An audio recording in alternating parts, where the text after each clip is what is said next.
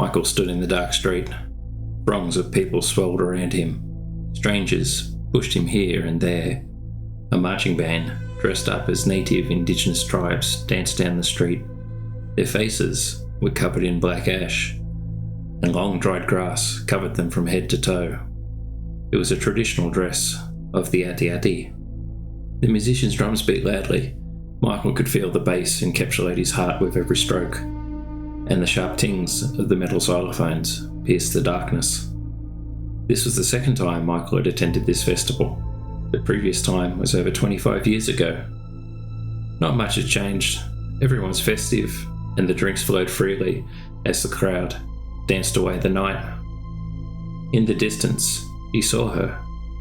She was an older woman, and her hair was silver and frayed. Her eyes looked strange to Michael. They glowed almost yellow in the moonlight. Indeed, it must have been a trick of the light. She had to be at least in her 60s, or maybe older. Her skin reminded Michael of an old brown leather shoe. It was rough and worn well with age. The old woman waved at Michael and motioned for him to come over. This was not new. Whenever he was in the Philippines, he was always the focus of attention, both good and bad. But, to his better judgment, he approached the old woman. Weaving in and out of the crowd, the bodies pulsed in time to the music. It reminded Michael of some living slime he fought as he passed through the mass of flesh. He almost expected to meld into the crowd if he wasn't careful. Eventually, he escaped the people and stood before the old woman. He stared at her, and he realised she was uglier up close. Warts covered her nose and cheeks, her teeth were black, and several were missing. But her eyes were not yellow, thank goodness. But strangely, they were white. Was she blind? "Why have you come here?" the old crone snapped with bitterness that was palpable. "I'm here for the festival," Michael replied. "Liar," she chuckled. Michael stood still for a moment. How did she know why he was there? The old woman turned and started walking down the dark street away from the crowd.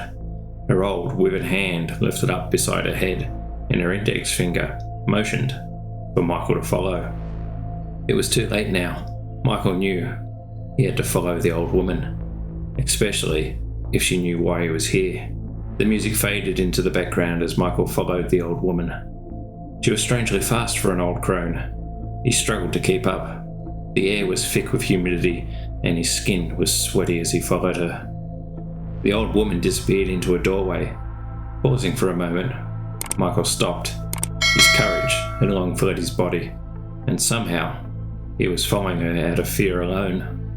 Turning the corner, Michael felt immense pain flare up his right leg. The fire burned upwards from his ankle and shot ever higher. His leg would not move. Each time he tried, the pain forced him to stop. He didn't have time to process what came next. It was far too violent and fast for his mind to register. His eyes looked down at his chest, and a long, thin silver blade was sticking out. It was very delicate, and it looked like it would break, even if he breathed on it. Michael lifted his hand to grab the blade, but a voice came from behind him. "I wouldn't do that if I was you. You'll die if you pull the knife out. Maybe you should. But you won't like what's coming next." The old woman's voice whispered into his ear. A pair of hands reached around him. They were smooth, and they looked like the hands of a child. In one hand, a small vial was open. It floated under the blade and collected the blood trickling down its delicate features. The old woman whispered something from behind him as the blood fell into the vial. It looked pretty, Michael thought, as he watched the blood streaming out of him. As the old woman spoke, Michael could feel the blade starting to vibrate in his chest. It almost felt like tiny fingers reaching throughout his chest and wrapping around his vital organs. The pain was horrendous.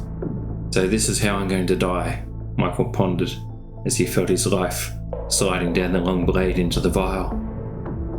"You're not going to die. I told you you were going to suffer." The woman mocked Michael's thoughts. The world faded into nothingness. Something wasn't right was the first thing Michael sensed as his surroundings came into view. In front of Michael, there was an ornate mirror, decorated with etchings of Bible stories. There was one that struck Michael. It depicted a man and a woman, each holding a child.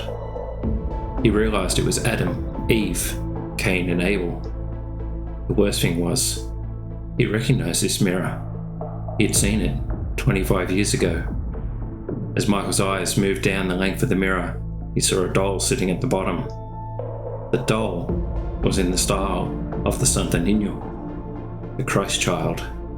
It wore a golden crown on its head. Its blonde curls poked out from underneath the golden brim.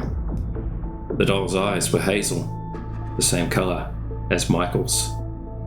It was then he realised that it was his reflection. Michael could see that the clothes of the doll were open, and inside was a glass vial with blood in its chest. The old woman's voice whispered in his ear, "You were never sorry for what you did to us, were you, Michael? You lied to her, and you tricked her into falling in love with you. You came here and enjoyed what you did, didn't you?" Her voice dripping with poison. She was not wrong. He had met Apple online. Michael was skilled at playing games with women online.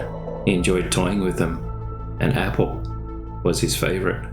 For months they chatted, and Michael pulled out every trick in the book. One day, he decided to see how far he could take this game, and he booked a ticket to come and see Apple. He met Apple in Manila, and they agreed to fly to Kalibo, Aklan, to her hometown, to see the Ati-Atihan festival.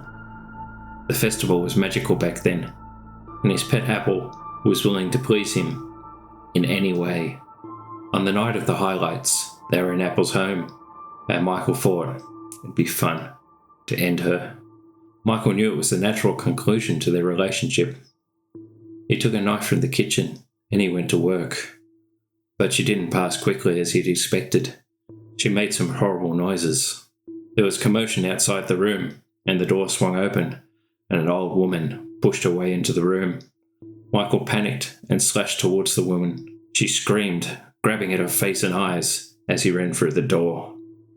If she couldn't see me, she couldn't identify me, he thought as he fled.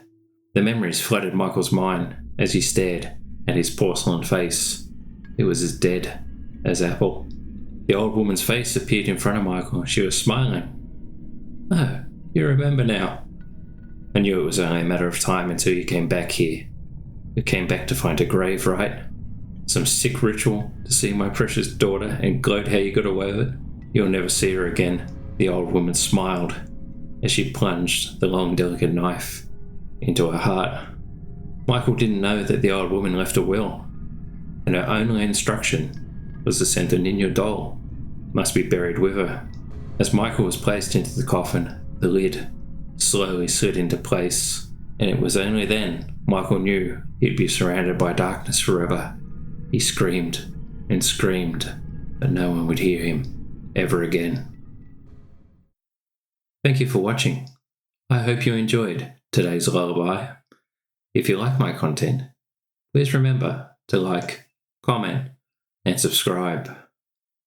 And remember, keep watching What's in the Dark.